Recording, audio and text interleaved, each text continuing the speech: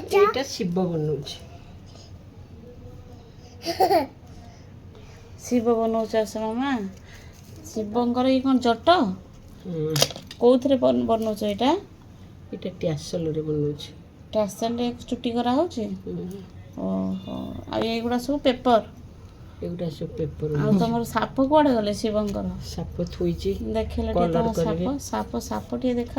ତା ଦେହରେ ଦିଆ ହବା କଲର କ'ଣ ଟିକେ ଦେଖଉନ କେମିତି ହେଇଛି ଆମେ ଟିକେ ଦେଖୁ।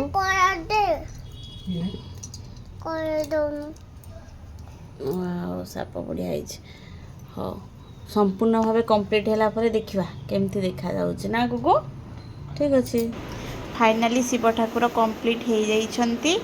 ତ ଦେଖନ୍ତୁ କେତେ ବଢ଼ିଆ ସେ କରିଛନ୍ତି। ସେ କ'ଣ କରିଛନ୍ତି ଆସ ମାମା। ବହୁତ ସୁନ୍ଦର ହେଇଛି। ଶିବଙ୍କର ଜଟକୁ କେତେ ବଢ଼ିଆ ସେ ଇଏ କରୁଛନ୍ତି। ଶିବ ଠାକୁର କରିଛନ୍ତି। ଏଇଟା କିଏ କରିଛନ୍ତି? ଶିବ ଠାକୁର ମାମା କରିଛନ୍ତି। ଇଏ ଶିବ ଠାକୁର ଦେଖେଇଲ ତମ ଶିବ ଠାକୁର ଟିକେ ଦେଖିବା କେମିତି ହେଇଛନ୍ତି ତମ ଶିବ ଠାକୁର। ୱାଓ କି ସୁନ୍ଦର ହେଇଛନ୍ତି। ଧନ ଶିବ ଠାକୁର କରିବାକୁ ମାମାଙ୍କୁ କଷ୍ଟ ହେଇଛି ନା କଷ୍ଟ ହେଇନି? କଷ୍ଟ ହେଇଛି। ଓହୋ କେତେ ଦିନ ଲାଗିଲା? 6 ଦିନ ଲାଗିଲା।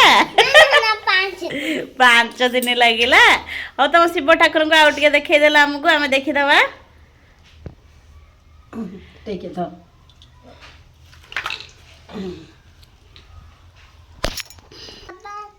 ଜୟ ଜୟ।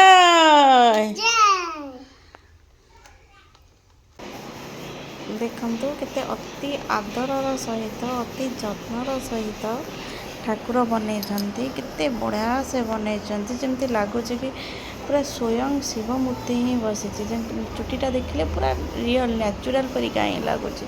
ଆଉ ହାତରେ ଦେଖିଲେ କେମିତି ସୁନ୍ଦର ସେ ଡମ୍ବୁରୁ ଧରିଛନ୍ତି। ତାଙ୍କ ବେକରେ ସ୍ପେଶିଆଲି ବଣ ଭିତରେ ବି ଠାକୁର ଅଛନ୍ତି। ଆରେ ବା ଭୋଲା ଶଙ୍କର ବଢ଼ିଆ ଦେଖାଯାଉଛନ୍ତି। ସ୍ପେଶିଆଲି ତାଙ୍କର ଏ ଯେଉଁ ଶିବଙ୍କର କ'ଣ ସେଇଟା ଅଛି ତ ତାଙ୍କର ଯେଉଁ ବେକରେ ଯେଉଁ ସାପଟା ଅଛି ନ୍ୟାଚୁରାଲ୍ ପରିକା ଲାଗୁଛି। ଦେଖିଲେ ନ୍ୟାଚୁରାଲ୍ ପରିକା ଲାଗୁନି? ମୋତେ ତ ଲାଗୁଛି, ଆପଣଙ୍କୁ ବି ନିଶ୍ଚୟ ଲାଗୁଥିବ। ସେ ନୀଳ ନୀଳ କ'ଣ ଗୋଟେ ତାଙ୍କ କଣ୍ଠରେ ଦେଖାଯାଉଛି। ଓହୋ ନୀଳକଣ୍ଠେଶ୍ୱର। ତାଙ୍କ ବି ହଁ ତାଙ୍କର ଅନ୍ୟ ନାମ ନୀଳକଣ୍ଠେଶ୍ୱର ନା, ତ ସେଥିପାଇଁ ବୋଧେ ତାଙ୍କ। ଯଦି ଆପଣମାନଙ୍କୁ ଆଶା ମାମାଙ୍କର ପେପରରେ ତିଆରି କ୍ରାଫ୍ଟ ଦେଖିବାକୁ ଚାହୁଁଛନ୍ତି ପ୍ଲିଜ୍ ଲାଇକ୍ ସେୟାର ସବସ୍କ୍ରାଇବ୍ କରିବାକୁ ଆଦୌ ଭୁଲିବେ